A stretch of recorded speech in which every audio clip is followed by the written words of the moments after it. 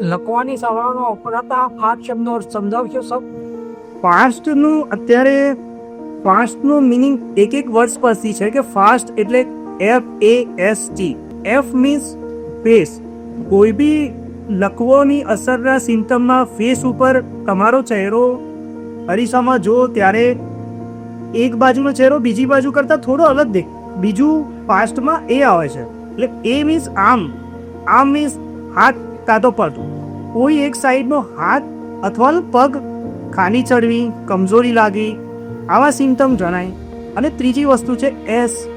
એનો મતલબ કે સ્પીચ, બોલવામાં તકલીફ પડી. જો તમને આ કોઈ બી લક્ષણ જણાય તો T મીન્સ ટાઈમ વેસ્ટ કર્યા વગર કોઈ બી હોસ્પિટલમાં તાત્કાલિક ધોરણે જે હોસ્પિટલમાં મગજના ડૉક્ટર અવેલેબલ હોય એવી હોસ્પિટલમાં પહોંચી જવા ફાસ્ટ નામનો શબ્દ આપેલો છે.